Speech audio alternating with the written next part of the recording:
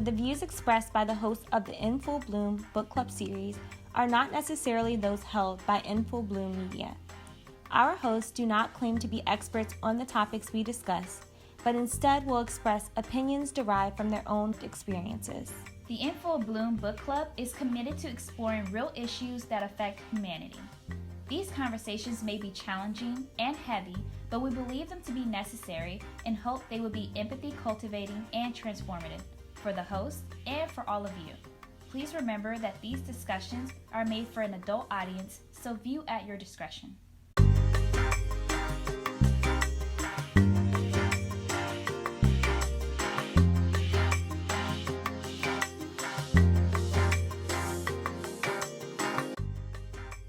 Welcome back to another episode with In Full Blume Book Club. Here we utilize the transformative power of storytelling to explore perspectives, cultivate empathy, and inspire positive change. We are currently reading Scorpionfish by Natalie Bakopoulos. During today's episode, we will be discussing chapters 7 through 13. A brief recap, this portion of the novel begins and ends with the garbage strike. The political climate is referenced frequently. Tensions between native Grecians and immigrants or refugees are discussed when Myra gets assaulted by someone when walking with Remy and Demetria. Nephele's exhibit opens, but she is seemingly not in attendance, which is regarded by Myra as having been intentional. Even more, she has been aloof throughout this portion of the novel. Various characters are battling emotional turmoil. Fatty's family as they mourn the upcoming departure of Rami, Mira as she is once again approached by Eris, and the captain as he faces the realities of his ending marriage, whilst dealing with his father's mental decline. We're going to start off with our first impressions of this portion of the novel. So I really like this portion. I thought there were a lot of like really interesting little tidbits that kind of they gave you both like insight into the individual characters, but also into the kind of mindset of the author. They definitely felt like very intentional little pieces to put in that were her personal thoughts, but also in some ways like the way she feels like men should be represented or should be representing their thoughts towards women, how women should be represented in their aspects within the community and stuff like that too. And so like you said it in the summary, it was very much about like the state of Athens at the time and the state of Greece and within the refugee crisis, which I believe is continuously referencing the Syrian refugee crisis, right? We're not talking about a different one that I'm unaware of. Sounds real bad. Great question. Yeah, I've been assuming that as well. Yeah, okay. Yeah. But yeah, so like with all of that coming into play, it was very interesting part of the section, and it was a quick read because you wanted to keep understanding what was going on with the characters. I agree, Bridget. For me, I really enjoyed this part. It's different. It's showing me that my initial thoughts about how this book would kind of turn out is completely off. I definitely saw this a little bit lighter. And this did add in that depth to the story. Definitely the moments where Mira was kind of in and out with her flashbacks with her mother and her father. So you get those pulls, that emotional pull for her, and then the captain getting into his mind and his space a little bit more. And also Nefele, her situation is so interesting. I'm nervous. I don't know what's about to happen, but I'm so nervous. I love her character so much, but like I just feel like something's about to happen. And then that last statement, when Mira, and it was the last encounter she had with Nefele, she was just like, this was like almost like the last time she saw her, and I was like, oh no. I know. The author's done such a good job of building up that anxiety around Nefele with just like one or two sentences here and there, and you're like, oh no. I'm definitely attached to her, so I feel like something's coming, but I'm really excited. I'm really ready to just like move and to see what's ultimately gonna happen. I wonder if like the story's more about what we're seeing as kind of like the context more so than the romance, or maybe even other elements. I don't know. Y'all know I like my little theories. So I'm not sure, and I'm starting to wonder if that's connected to the title Scorpionfish. And like the rising anxiety too, because I think it helps with the story we're looking at with Natalie, right? Which seems like it's definitely more of the story itself than the book is so far letting on. And so I kind of wonder if the rising anxiety plus like you're talking about with the climate of Greece at the time, if those are all going to end up pulling in together of like what happens with Natalie. Yeah, typically a narrative, I mean, especially with a book, it's one thing if it's a movie and you kind of can explore different narratives in one in one visual, right? Yeah. Without having to kind of explain the narrative of everyone else. But in a book, you're using words to describe. So I feel like usually they're very focused on the main characters, and all of the side characters are just that, side characters. And they support and build the narrative. But it seems like between Nefele and Rami, it's almost like they have a narrative in their own right. Is it clear to you all why there's so much information about these other characters yet? Does it? I guess to me, it feels like that's how Mira thinks. Because like Captain is pretty focused, right? He's like, this is my family. I think about them kind of sometimes, sort of. And then this is my relationship with my father, and those relationships branch out from there. And like, he's concerned about Eris, but he's only concerned about Eris because of Mira, because he has some weird interest in her that he's not sure about yet. Where I think Mira, because she's written as this character who, she's not an anthropologist. I can't remember the direct word right now, but she takes stories from historical time points and she collects them. She puts them into these frame points, right? So I think it's kind of, to me, the way she thinks is she collects stories. That's her life, right? So she's collecting all the stories of people around her, and then she's putting it into these contexts of how it's affecting her in her current moment and how it's affecting like the situations at hand as well. Like, this is a big political moment. This is a moment she would be writing about. She talks about the military junta of Greece, and that was a moment she really wrote about, but that the reason she wrote about it was because her parents lived through it. And she never referenced that in her book, she says, but that was the intention behind writing about it, was better understand her parents. So she's talking about these characters now in a time period that she would potentially write about later, but it's still why she would be talking about it. She would be going into Greece during this period. She's seeing it, but she's collecting the stories. She's not talking about herself in these periods as much. Bridget. I love that, yeah. Wouldn't it be super interesting if, in fact, these are kind of the stories that, and I don't know if that's what you were saying, Bridget, but no, but yeah, the connection is there. That she's collected. Yeah. In the same way that she was doing so for the junta, military junta. For the junta.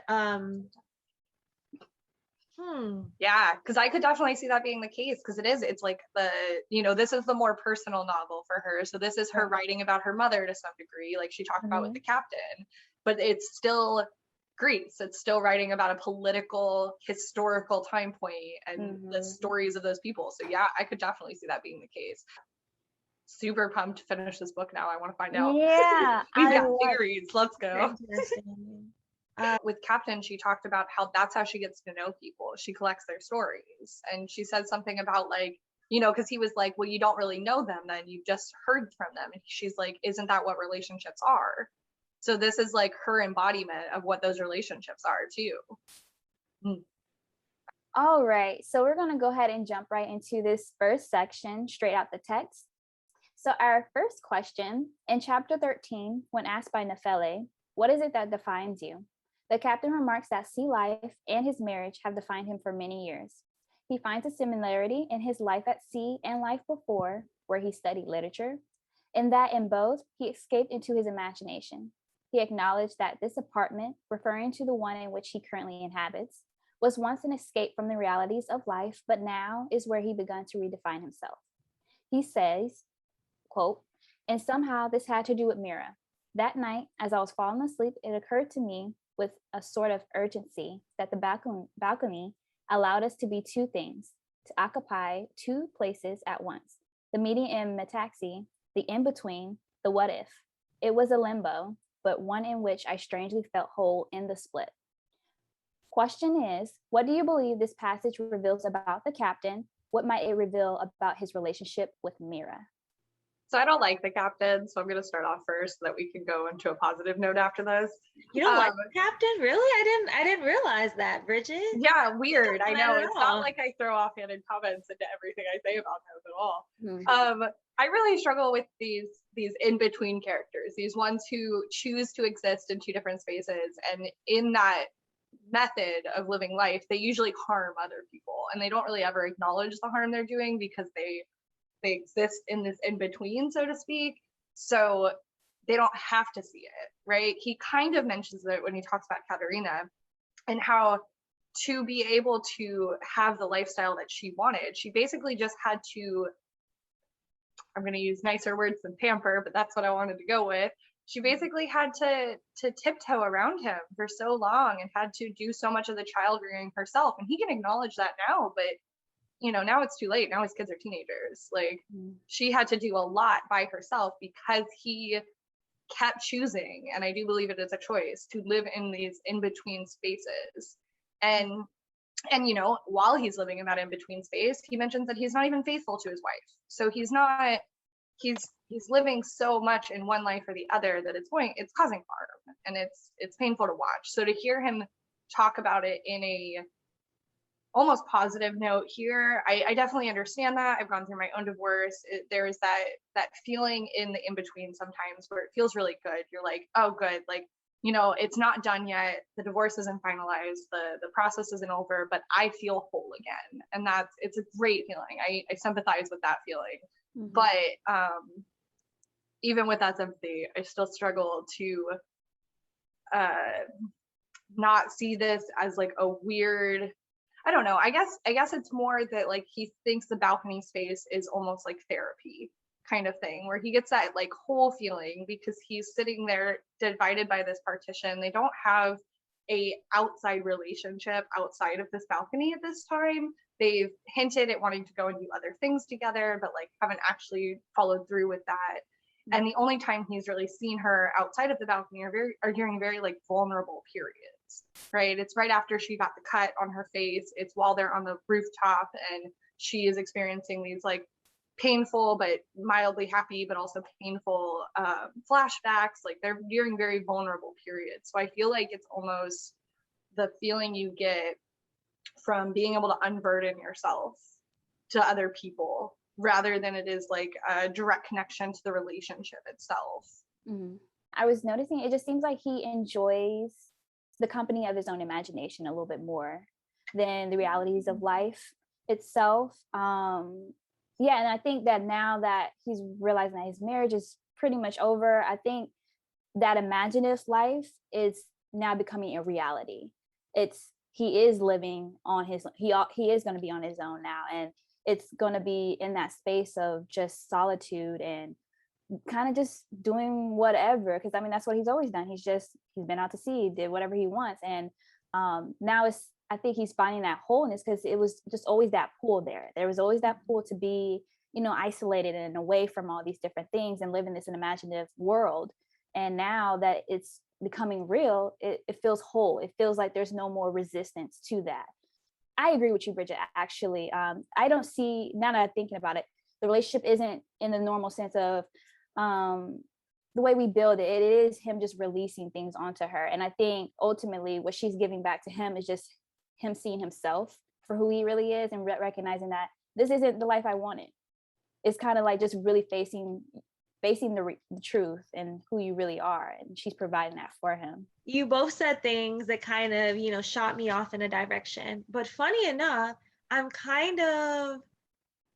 it's kind of opposite what you all are both suggesting. It sounds like both of you believe that some of the wholeness that he's experienced now is him having to embrace or face reality in some way. But what I heard from both of you, Bridget, I heard you kind of talk about this in between,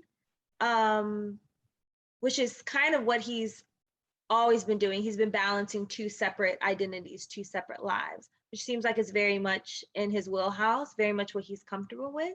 I'm wondering if maybe he feels whole because really that split identity is his safe space. It's what makes him feel comfortable, what makes him feel whole, what's familiar to him. And maybe there's some, deeper, well, there's always deeper layers to it. I'm a psychology major, so there's always deeper layers to it. But yeah, something about those two identities that's more than just like, oh, it's familiar. Something about it speaks to who he is or his desires or unmet desires or whatever.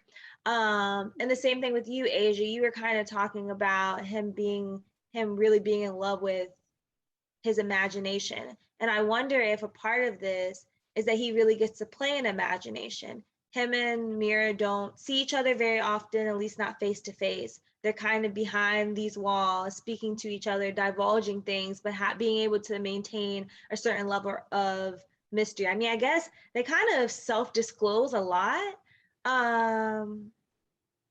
But I don't know. It doesn't even seem like they've been in each other's apartments that often. There still remains some sense of they really get the opportunity to communicate what they want the other person to know about them. And I wonder if that's also where that quote came in about, isn't that, what was it? Isn't when he said, so you don't really get to know anyone, you only get to know, what they want you to know about them. And she was like, isn't that, how you get to know everyone? Like, that's definitely the case for them. She doesn't have to meet Katerina or his kids or, understand the full dynamics of the situation. She gets to just understand his story and the imagination that she has about who he is. So I don't know. I wonder if that feels familiar and safe and more comfortable than kind of being in the fullness of Katerina knowing everything about him. There seems to be a lack of buildup of their relationship. And I think that's intentional. I mean, I think part of that is that we're meeting both of these characters in a period of grief. The captain's grieving the loss of his marriage, the loss of seeing his children on a daily basis, all that kind of stuff. And Mira's grieving the loss of her parents. And I feel like when you're in those periods of grief, you are either going to close in entirely on yourself and, lose relationships, or you're going to have that feeling of like self-reflection and needing to talk about that self-reflection. It's why people are always recommended to go to therapy during periods of grief like this, because you need to get those thoughts out of your head at some point. And I think that ultimately, I think that's the role they play for both of each other. I just think those two, I don't know, it's just sometimes it's a personality thing. You're just certain people, you can just easily just like unload everything, and it doesn't make sense all the time. And I guess what I was speaking to wasn't necessarily that I don't understand why. I mean, they're obviously in kind of vulnerable spaces in their lives and in similar spaces in some way after having just walked away from something, not only a relationship, but like a lifestyle and, grieving. And, I can definitely understand how people in those vulnerable spaces can get close. I'm more speaking to like the choice of the author and how she presented the development of their relationship. It seemed like we weren't a part of all of these conversations. Like the captain would mention in retrospect, like, and when I was talking to Mira, she suggested this, and we weren't a part of that conversation. We didn't get all the ifs and ands. What does that even mean? We didn't get all the ins and outs. That's what I meant. The ins and outs of that conversation. So I don't know, the way we're seeing the relationship develop is interesting to me. And I wonder if that has to do with what you two were saying earlier about how it feels like their relationship is not actually the storyline, that there is a different storyline in here that's the political turmoil, it's the Natalie, it's Rami, it's all of these things that are coming into a different part of the storyline, and that their relationship may be just the bouncing off point. They're like, oh, look at these people that get to narrate to each other, and that gives us a story device that lets us understand what's going on. But what they're saying isn't actually that important, because what's important is the storyline we're building. Ironic. Yeah. I was just started off with like, this might be like a romance novel. It's literally that's what I was thinking. It's like wants you to think that would be so ironic. Mira said something like, this is not the love story that you were expecting, or this is not the love story that you're going to hear about. I think she's suggesting that this is not really a love story in the romantic sense or between two people. I think this is, maybe it's a love story with her in Athens. I don't know. Some eat, pray, love nonsense up in here. All right. So our next section, and how does that make you feel? So for our question 2, in chapter 7, Mira states that, quote, rarely in our minds are our parents the young adults who brought us into the world or the vulnerable, aged adults who left us behind. They stay for us in middle age, which might explain why it's so hard to accept the fact that ourselves are middle-aged. We have become the age of our parents, the pain of our youth crystallizing into something hard and physical, bodily. Although we, being younger adults, are at a different vantage point, most of us have reached or surpassed the age in which we were brought into this world. We are now viewing our parents' decisions, pitfalls, and burdens not from the perspective of naive children, but as adults with a more grounded view of the world. How, if at all, has this coming of age changed your perception of parenting? Generally, how has this reckoning been for you? It does just give you this perspective on like, oh, they were children.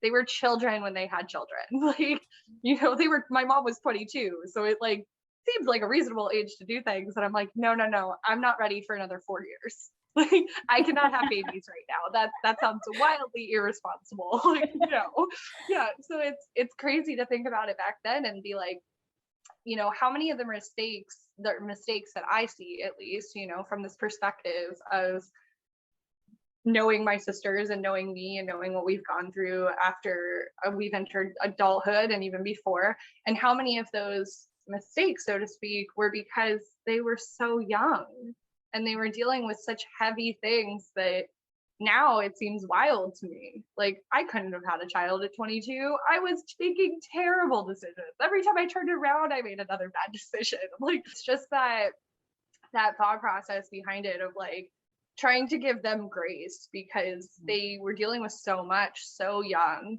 you know, considering my parents, so they had kids from 22 to 38 was the last baby, right? So my mom's entire like young adulthood, so to speak, was spent raising kids. So now they're in this period of like after, and it's the first time they've been in like adulthood and not had children.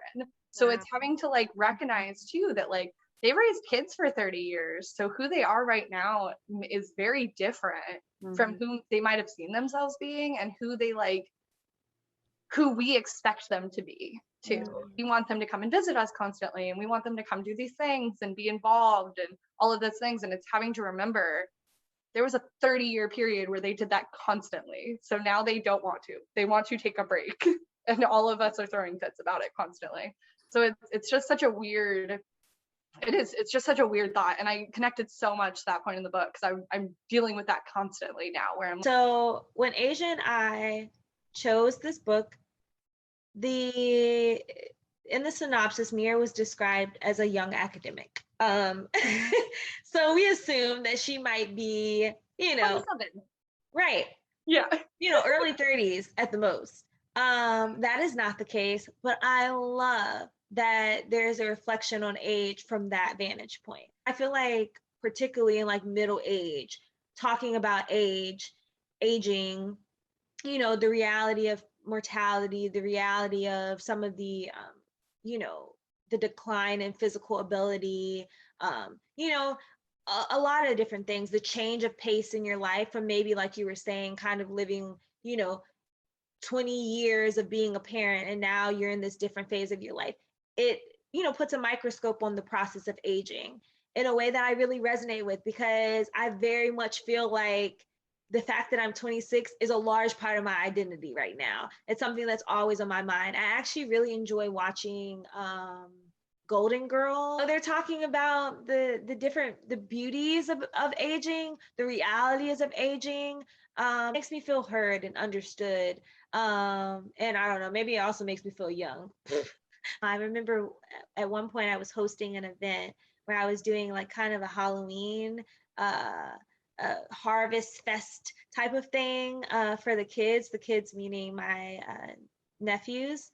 And it dawned on me that like I'm the person that's going to be in their memories. Like I'm going to be making memories for them. I'm going to be the person that they learn lessons from. I'm going to be the person that, like, when I talk about, oh, my, remember back when so and so did such and such, and remember how her house used to look? We used to love hiding in that corner. Like, they're going to be talking about me.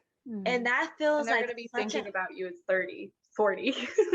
yeah, they're going to be Not having 46. conversations about how I impacted their life. So I say all that to say, like, what a major responsibility our parents had in figuring out how to make it work. And there's so many, I mean, when we're kids, we kind of think of adults as these all-knowing beings, a lot of us. I recognize that that's not everyone's experience with their parents. But a lot of us think, when we get to adulthood, we're going to know what to do and we're going to get together and figure it out. And at 26-year-old, I tell you that I have almost never been, at 24 and 25, I could definitely tell you, I had never been more confused in my entire life. And I'm probably still going through that. I am much more confused at 26 than I was at 16. And so there's so much I don't know, so much I'm still learning. When I saw this question, or I saw the quote, I fell in love, and I was like, "Ooh, I want to talk about this so bad," because this has been heavily on my mind lately. I realized that, okay, I'm about to be 24 in a couple months, and I realized that my mother at 24, she already had 4 kids, and she was about to have her 5th, or she was about to get pregnant with her 5th. Y'all, I could not. At that age, when my mom was 24, I was 7. Thinking in my life, like, if I had a 7-year-old, what would I be doing? I have to raise you. I'm teaching you. No, I still need my dad right now. Like, I need to still be taught things. And like, that's so scary, but I have a deep respect for my mother when I was thinking about that, just because I could not imagine. And there were some like slight resentments I had towards her because of our situation when growing up, and like just realizing where I'm at now. Oh yeah, I definitely understand. You had to do what you had to do. It was not easy, and there was probably so much going on behind scenes that I could not even imagine, that now I get to sit in the fact that, okay, a year ago I was going through a really deep, heavy mental health crisis. My mother could have been going through that on numerous occasions. And I'm just thinking, oh, she don't want to be bothered with us, or she don't want us, but it's so much bigger than that, So I have a deep appreciation for it. And I'm glad I can have that space to reflect on that, because then I can move forward and be like, have a different type of relationship with my mother and just the other adults in my family as well. So I love this. It really took me back and helped me just kind of have that empathy for the adults in my life.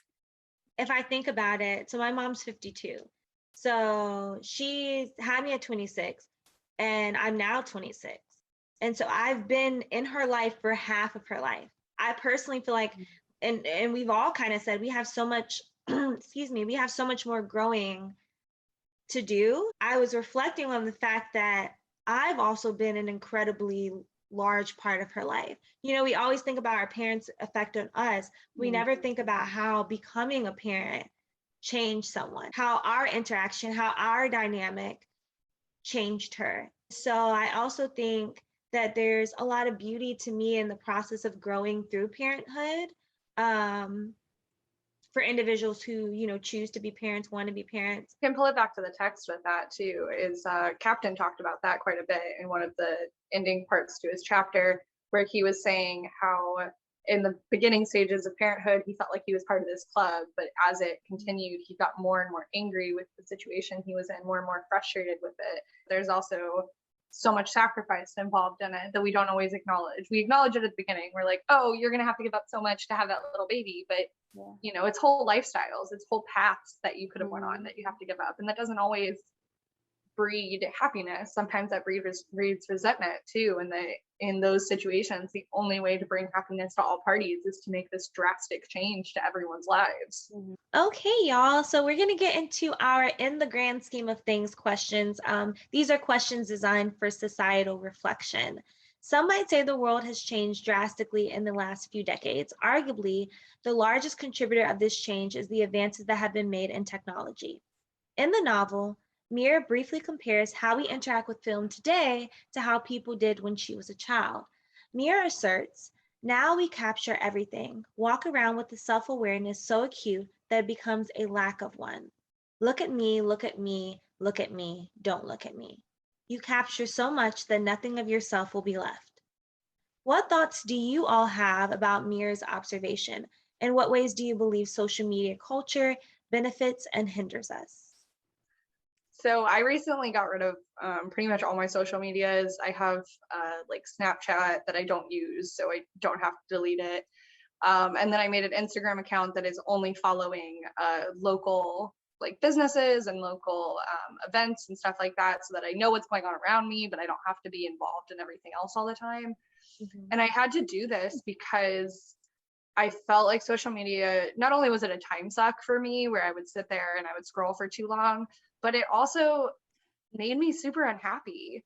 Like I started this after I got into TikTok, and I would sit there and scroll forever. It's like ADHD crack. It's terrible. If you have ADHD, do not download TikTok. It's bad for your health. But it also is so specific with its algorithms that it was showing me like my own trauma constantly. That if I wanted to interact with something and be like, you know, show support to the creator for whatever they were sharing and being authentic about what they're sharing, it would show me more of that. So I got into a point where I was just seeing like abusive stories on my TikTok, and I had to delete it because of it, because I couldn't fix the algorithm to show me something else. And it was painful. It wasn't enjoyable. And then I started looking at my other social medias, and I realized that Facebook's kind of the same way to me. It's very toxic. And Instagram was followed by that. I was like, I'm connecting to my one friend in Arizona that I want to keep connected to. But other than that, I'm not seeing things that bring me joy. I'm not seeing things that make me happy. If anything, they just make me compare myself to other people. Yeah. And, you know, and then we're, you know, with Mira's quote, she's talking about how it says, look at me, look at me, look at me, don't look at me. And it's because even when we're trying to be authentic on social media, I feel like we are so scripted in how that authenticity comes forward. And Instagram's the one I'm most familiar with, but that one you are picking out a specific picture you want to show people what you're doing, what your world is, what it is. But even when you're showing the negative parts of your world, you are very scripted in how you're doing that, right? You only want to write so many things, you want to use these hashtags, you want to do it specifically, and it's not. Even when we really try for authenticity, I think we miss the mark sometimes. And if we don't miss the mark, sometimes the real parts of ourselves that we're showing are also the toxic parts of ourselves that we're showing. I think there's good parts to social media. I love that I can stay connected to my family and my friends that live in other places. And sometimes it's the only way I know what's going on directly with their lives. But on the other side of it, I think it's doing genuine harm to our society. I am genuinely concerned about Gen Z coming up and the amount of social media that they are constantly inundated with. And yeah, I definitely hear you, Bridget, in regard to most all of your concerns with social media. I think Mira, Natalie communicated through Mira beautifully, saying, now we capture everything, walk around with a self-awareness so acute that it becomes a lack of one. And I think that I once, there's a song called Room in Here? It's by Anderson .Paak. And he uses it sounds like it may be a clip from a previous, or like a movie, an old movie, maybe 1950s, 60s era movie. And there's an interview wherein they ask, like, you know, when you're not thinking about surfing, what are you thinking about? Do you think about love? And the guy responds, I don't think about love, I make it.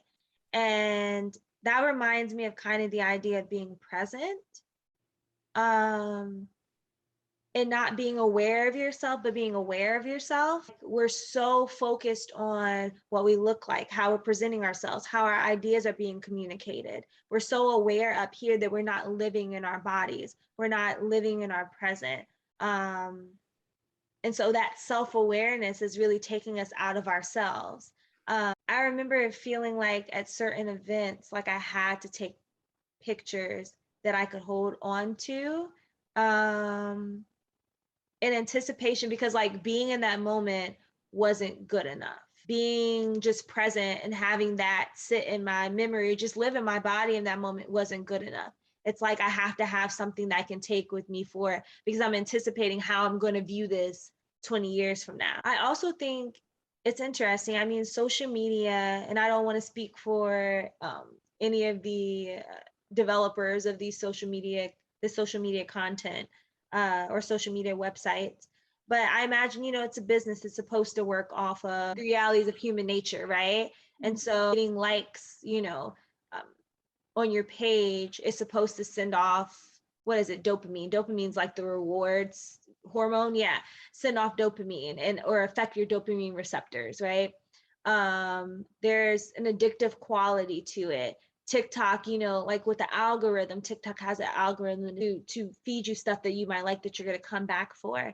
And so I think it definitely requires a certain amount of awareness going in. Social media works very well for keeping you as a business, right?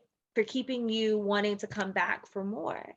But there are a lot of things that you want to have in moderation, right? And there are some things that are so addictive that we say we're going to abstain from them altogether, because we recognize that they do a very good job at what they're meant to do, but what they're meant to do is not healthy for me. There's a lot of theories about the rise of depression being linked to our constant connection to something that does give us dopamine. So then when we're not looking at something that's constantly giving us dopamine, well, we don't have any, or we have a limited supply because of depression or because of anxiety or whatever. And then you are using up that limited supply on your phone. And when you put your phone down, there's not enough to go into other parts of life. So there's like legitimate harmful links with social media. And it's like you said, they're a business. They want to use your dopamine supply because that keeps you coming back. Mm-hmm. And as long as they are giving you dopamine, well, there's been days when I'm in a really bad depression period where I would scroll on Reddit and I would start at 9 a.m. and suddenly it would be dark outside and I would have no idea what happened. Yeah. I would just be like out of it. And that's an extreme example because I was, in a different period of mindset, but it is just, it's really intense. And I don't remember who I heard it from recently, but that, oh, you know what? I think it was a podcast I was listening to. That's probably right. But that when the printing press came into play, right, it took 100 years for society to adapt to the point where the printing press was fully inundated into society, and we had reasonable expectations of it, and we had reasonable ways to manage it, right? Because it was this brand new technology that swept the world. We're in the middle of that with the internet. We are still working around it. We're still seeing that 100-year period, and we're really at the beginning. We're not even in the middle. We're at the very first parts of figuring out what the internet is and how to use it as a useful tool. This is going to be part of the internet age when we talk about it later. Yeah. So for me, I was thinking on the quote again, and I agree with you, Tia. I definitely think when she was talking about the awareness, it is about that presence in the moment and not kind of being in your head about, oh, maybe I should post this and everything. And I think just where we are now in a society, it's so hard. I know I find myself feeling like I have to take this picture. Maybe not always just to remember, but also to show it to other people, like proof that I did this or something like that. Because then I who's to say that I did, And I think we all kind of get wrapped up in that sometimes. And yeah, I can definitely relate. It takes you out because I'm just so worried about capturing this moment in the best way possible for myself and then for other people, that I'm not actually just capturing this moment the best way possible in my own being. And that's difficult. I think just the influence of social media, knowing that so many people are doing it and that I get to witness what everybody else is doing. And I'm like, well, I want you to know what I'm doing too. I had a conversation with Tia. I've been off Facebook for so long, and I got back on, and I saw like many birthday posts, which I thought was beautiful, and people posting like, I hope you're still alive and everything, just because I wasn't on social media, you know. Yeah. And I thought that was hilarious. But yeah, and also it being something for your memory.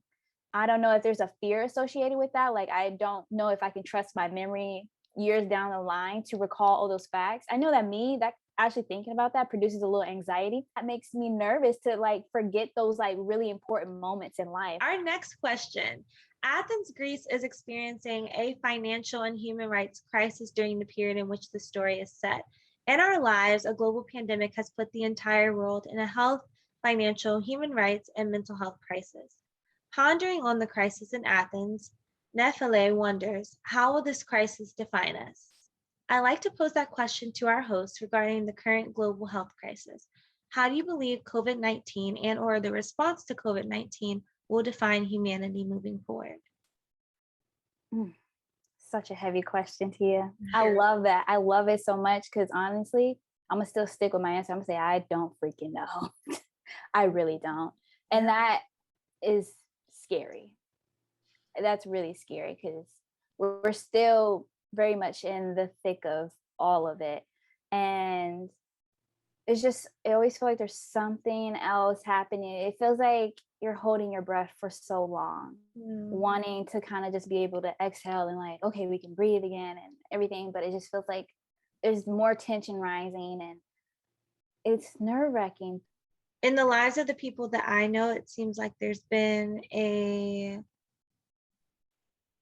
different level of appreciation for family and for connection with people. Obviously, having been away from people so long, having to isolate yourself from people, also kind of a seize the day type of mentality.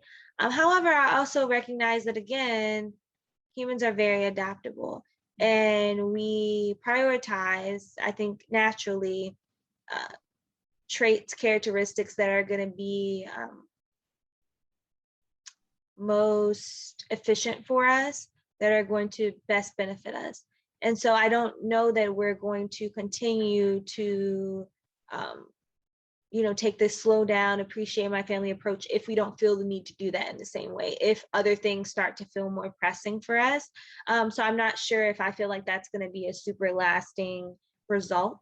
Obviously, it's been devastating for so many people health-wise, and I think has created a lot of anxiety and fear in people and grief. I'm pretty sure we're going through a pretty serious mental health crisis, at least in America. I can't speak for places elsewhere. I've worked in crisis counseling, and I know that there was kind of like a lot of communication with the crisis counseling team about the fact that like there's a lot of people really struggling. And I know even in my network, a lot of people have been struggling. There may be a sense of, collective trauma and vicarious trauma that we experience, I think, as a result. And so I definitely think that's going to impact, influence us. I mean, we are definitely in a very apt time to be reading this book. So they mentioned what we're assuming is the Syrian refugee crisis, but we are, about to face a very real crisis with Afghanistan, a very real refugee crisis with Afghanistan. I mean, even if you're barely watching the news, you gotta know things aren't great there. And then along with COVID, like it's a crisis. It's going to be it's a mental health crisis already. It's a physical health crisis. We're also seeing domestic violence cases rise, and we really won't have those numbers until everything's back open and all the schools are open, because the violence against children is usually reported by schools, and they're just not going to have the resources to be able to be effective mandatory reporters while schools are shut down. So we're about to see a lot come out from this, I'm sure. And then in the next 5 years is really when we're going to understand like the full scale of what COVID was. I like to think I'm a realist. I think that usually means more pessimistic, but I'm going to go with realist because I like that term. But if we're looking at previous times when pandemics happened like this, or even just full plagues, we're not really reacting any differently than humanity has always reacted. We looked at there was a lot of comparison to the Spanish flu because that was one of our more recent like pandemics, you know, that affected everyone. There's obviously the AIDS pandemic, but it was so covered up by the media, we really didn't see the full scale of it until it was much more a part of everything going on than when it began, like we saw with COVID. And with the Spanish flu was covered in a similar way that COVID was. So I just want to make sure that everybody's understanding that is why I'm not mentioning the AIDS pandemic as opposed to the Spanish flu pandemic. But people rioted in the streets because places were closed. People didn't want to wear masks when they said things were still shut down. People said, nope, we're done with that. So like, you know, the real difference here, and going back to our previous question, is social media, is that we are documenting things at an extreme rate compared to all of previously recorded history. You are getting, you know, the soccer moms information on things. You are understanding the person that works on literally everything. We have literally every person commenting and telling you what they think about the things that are going on now. And that's amazing for one reason, because we don't know what the 50s housewife thought, or I guess it would be the 20s housewife thought. We don't know really what anybody thought except the direct media influencers who were able to say, this is what's going on. We know what the president thought. Like, we had the big people, you know, and we look back and we dig through the diaries, and that's how we know what's really going on. But now we have so much information, and in the next 100 years they're going to be able to say this is exactly how people felt going through COVID, and that's incredible. But it also still just shows us that we're doing things exactly the same, and there's going to be advances. We're going to find ways to get out of this, and we're going to find ways to move forward, and hopefully, in my political opinion, that those ways are with centralized healthcare and things that actually do help the people at the bottom levels that are telling us we need help. You know, this book speaks to so many things that is happening right now, and asking for empathy. You know, we have Rami, who made me think, because he's talking about how his loft is so similar to the loft that they live in now. And when I think about refugees, I naturally have this bias that they were people who were poor beforehand, because we see them in such a poor state. So now we're seeing this kid who's saying that, no, my family was well off and everything was taken from us. My parents are gone. I can't see my brother because they won't let me. And it's just asking for so much empathy. And I think as a collective, we want to give that empathy, but it needs to be louder almost. You know, that's the hard part of it, is our empathy has to be so loud to drown out the people who are not empathetic or who are getting financial gain from that lack of empathy. Yeah.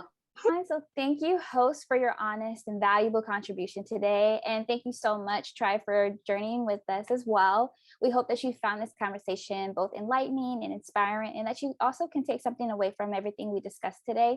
Our hard and digital purchase options, as well as information about the chapters covered in our upcoming episodes, will be listed in the description box below. Also, if you'd love to join in on the discussion, please follow us on our Facebook and join our Facebook group.